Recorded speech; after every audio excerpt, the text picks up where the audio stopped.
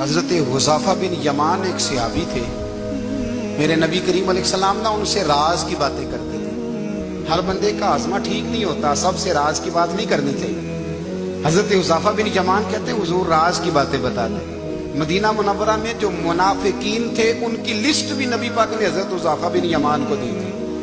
جب کوئی مشکوک آدمی مر جاتا نا تو صحابہ کہتے ہیں ہم دیکھتے اگر حضرت حذیفہ نے جنازہ پڑھا ہے تو ہم بھی جنازہ پڑھ لیتے۔ نبی پاک نے بھی کچھ جنازے نہیں پڑھے، ترمذی میں ہے، فرمایا عثمان سے جو بغض رکھے اس کا جنازہ نہیں پڑھیں گے۔ حضرت حذیفہ بن یمان اگر جنازہ پڑھتے تو لوگ پڑھتے، وہ نہ پڑھتے تو لوگ جنازہ نہ پڑھتے۔ حضرت حذیفہ بن یمان کہتے ہیں جناب عمر فاروق کی خلافت کے آخری ایام تھے، کچھ دنوں کے بعد وہ شہید ہو گئے۔ فرماتے ہیں آدھی رات کا وقت تھا، میں گھر میں سویا تھا بڑا بے فکر، اچانک میرے دروازے پہ دستک ہوئی، میں گھبرا کے اٹھا، اتنی رات کو کون آیا؟ کہتے ہیں قربان جاؤں، دروازے پہ گیا تو امیر المومنین فاروق اعظم دروازے پہ۔ میں نے کہا عمر کوئی حکم تھا تو مجھے بلا لیتے۔ کہنے لگے میں نا امیر بن کے نہیں آیا، تیرا ویر بن کے آیا ہوں۔ امیر المومنین کی حیثیت سے سرکاری کام سے بلاتا تو وہاں بلاتا، مجھے ایک ذاتی کام پڑ گیا۔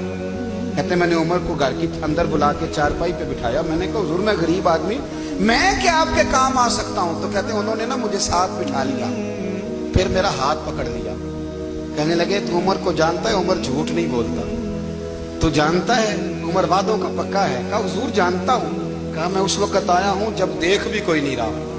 حضرت حذیفہ بن یمان کہتے ہیں پریشان ہو گیا، حضور پہلیاں نہ بجھوائے، مہربانی کر کے بتائیں کدھر آئے ہیں؟ حضرت عمر فاروق فرمانے لگے 62 سال کا ہو گیا ہوں، 63 میں چل رہا ہے، داڑھی سفید ہو گئی ہے، پھل پک گیا، اٹھ فریدہ ستیا، داڑھی آ گئی پور، اگا نیڑے آ گئی، پیچھا رہ گئی دور، اب قبر اشر کا معاملہ صاف نظر آنے لگا ہے۔ کہا حضور مجھ سے کیا چاہتے ہیں؟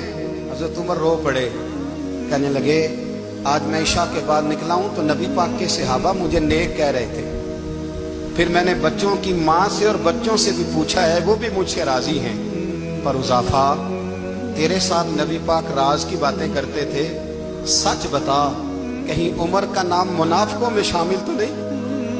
سچ بتا ان منافقین میں تو شامل نہیں، کہیں اوپر سے تو نہیں سارا کچھ؟ حضرت حذیفہ بن یمان کہتے ہیں میں باپ کے مرنے پہ اتنا نہیں رویا جتنا عمر کے سوال پہ رویا۔ میں قدموں میں بیٹھ گیا، میں نے کہا نہیں عمر یہ تو میں نے نہیں سنا، لیکن یہ میں نے نبی پاک سے ضرور سنا ہے کہ میرے بعد اگر کوئی نبی ہوتا تو عمر ابن خطاب ہوتا۔ یہ میں نے اپنے کانوں سے سنا ہے کہ عمر جس گلی سے گزرے شیطان رستہ بدل جاتا ہے۔ یہ میں نے اپنے کانوں سے سنا ہے کہ 950 سال حضرت جبریل جناب عمر کی شان بیان کریں تو پھر بھی بیان نہیں ہو سکتا، یہ میں نے ضرور سنا۔ دوستو ساری زندگی حضرت عمر نے اگر دوسروں کا محاسبہ کیا تو اپنا اور اپنے بچوں کا بھی کڑا خیال رکھا، اپنی ذات پر بڑی توجہ دی۔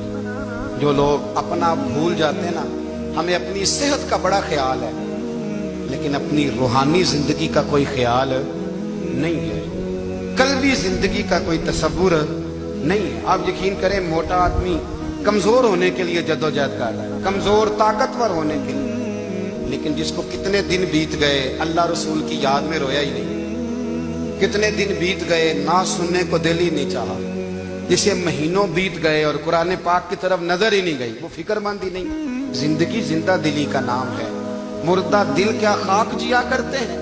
بھائی حضرت عمر کی زندگی دور حاضر میں ہمیں یہ سبق دیتی ہے کہ کڑی نگرانی رکھو اپنے پودوں کی، کڑا خیال رکھو اپنے ذاتی باغ کا، اور یہ جو تمہارے دل کی دنیا ہے یہ تمہاری روح کی زندگی ہے، اس کا محاسبہ کرتے رہو۔